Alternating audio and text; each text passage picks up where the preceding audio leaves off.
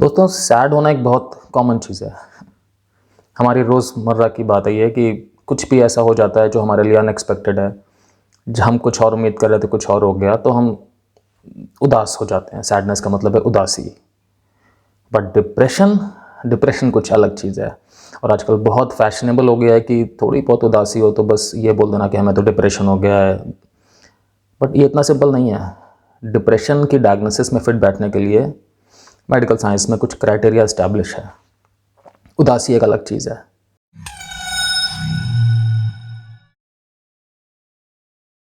Hello दोस्तों, मैं हूं doctor Kamal Singh, x armed forces medical college, x Fortis hospital, x a lot of corporate hospitals. आप सबका बहुत वेलकम है मेरे चैनल पे। और आज हम बात करते हैं सैडनेस और डिप्रेशन में बेसिकली क्या फ़र्क है। आप कैसे ये बात समझ सकते हैं कि आपको डिप्रेशन है या नहीं है, आपको मतलब आपको या आपके किसी भी जानने वाले को।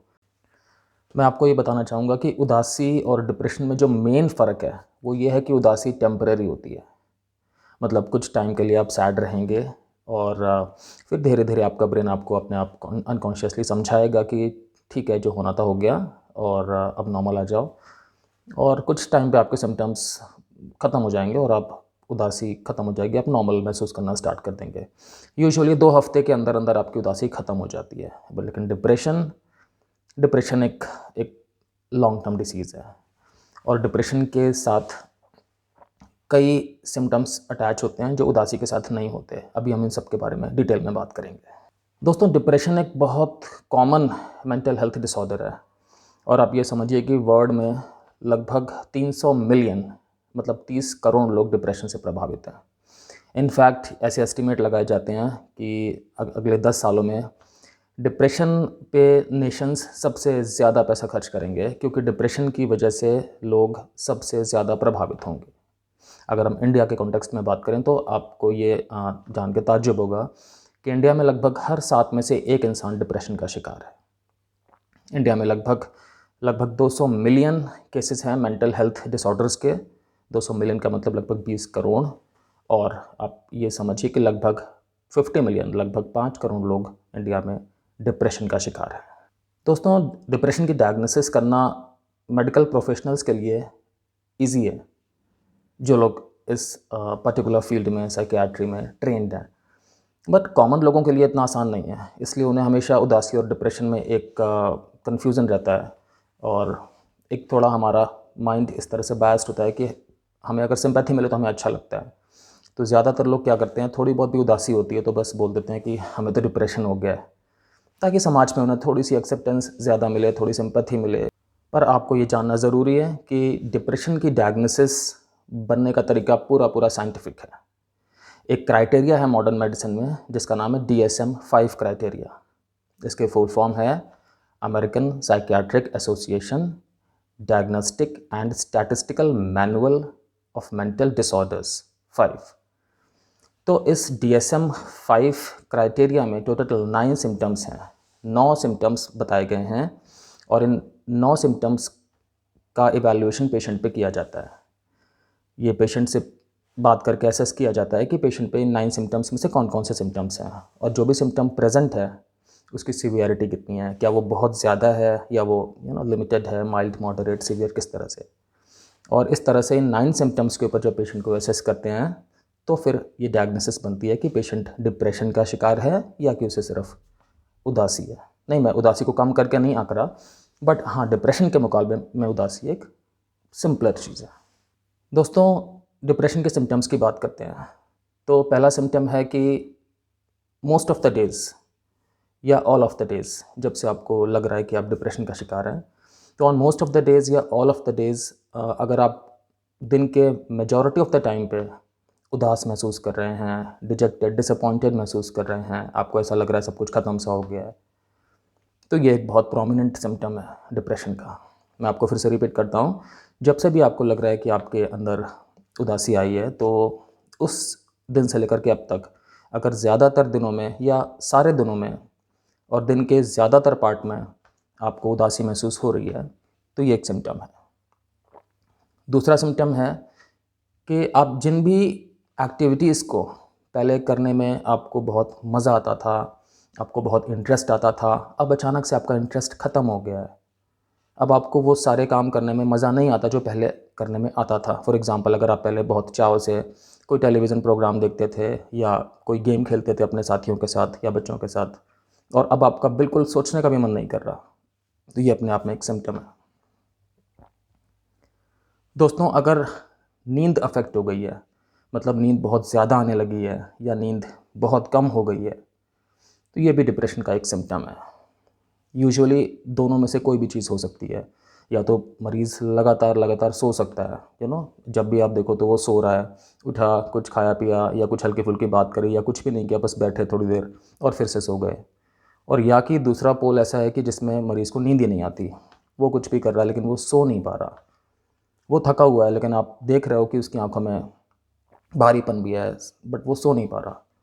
तो या तो बहुत ज़्यादा नींद आना या नींद बिल्कुल ख़त्म हो जाना, ये डिप्रेशन का एक सिम्पटम है। चौथा सिम्पटम है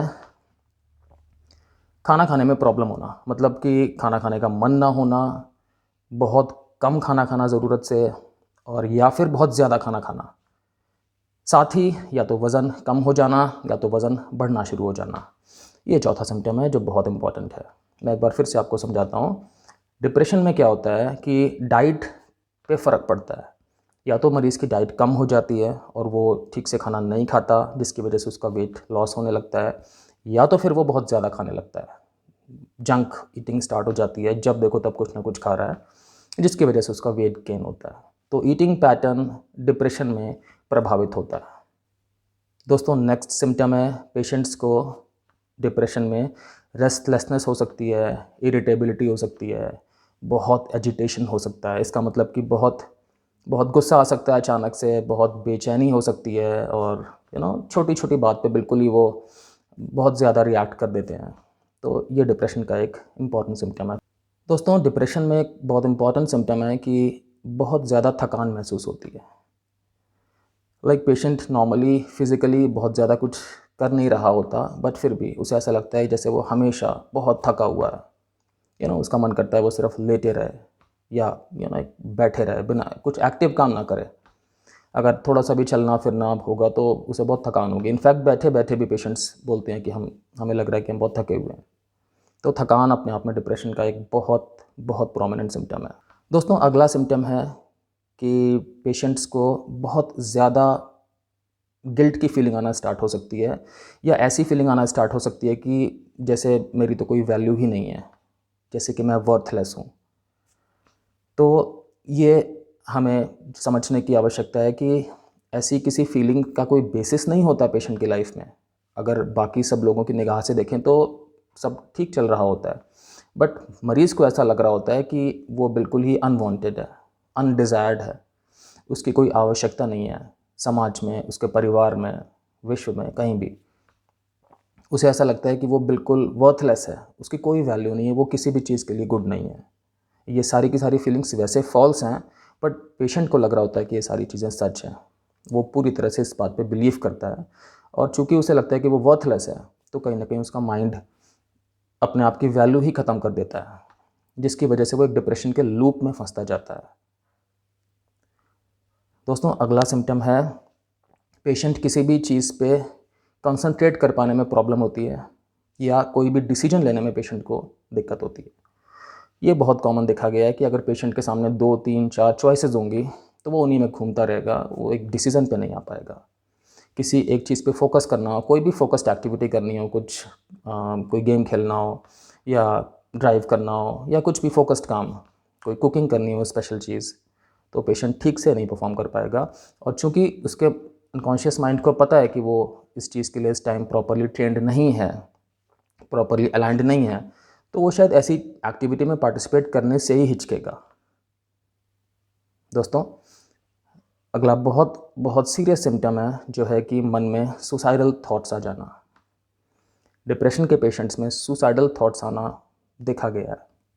इनफैक्ट दुर्भाग्य की बात है कि बहुत कॉमनली देखा जाता है इस तरह के विचार आना कि मेरा जीवन बिल्कुल व्यर्थ है, तो ऐसे जीवन का फ़ायदा ही क्या, सुसाइड कर लेते हैं, या यू नो अपने आप में को कुछ इंजरी पहुंचा देते हैं, कुछ चोट पहुंचा देते हैं। इस तरह के ख्याल आना, ये डिप्रेशन का एक बहुत बहुत बहुत प्रोमिनेंट और बहुत बहुत बहुत हार्मफुल सिम्टम है।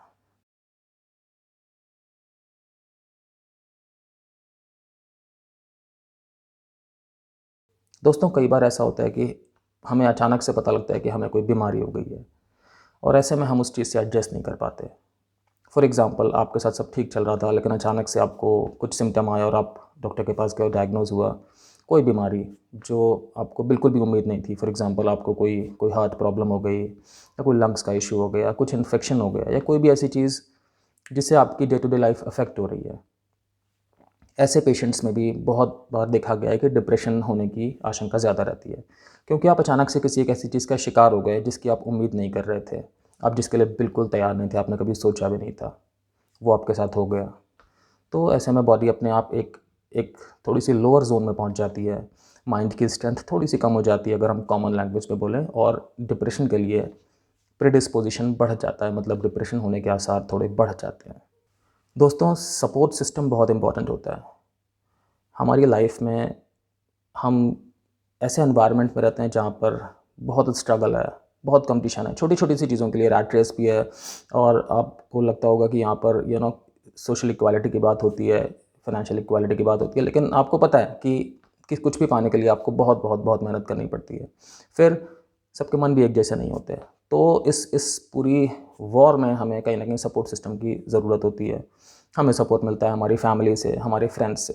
बट जिन लोगों के पास फ्रेंड्स एक सपोर्ट सिस्टम नहीं होता, जिनका सपोर्ट सिस्टम अधूरा है या इनएडिक्वेट है या है ही नहीं, वो अकेले रहते हैं या वो सोशल बिल्कुल भी नहीं है, उन लोगों में भी डिप्रेशन होने के आसार ज़्यादा होते हैं। तो एक पॉजिटिव सपोर्ट सिस्टम होना बहुत इम्पॉर्टेंट है कि आप डिप्रेशन से बचे रहें। दोस्तों, कुछ एक मेडिसिन्स खाने से भी डिप्रेशन की संभावना बढ़ती है।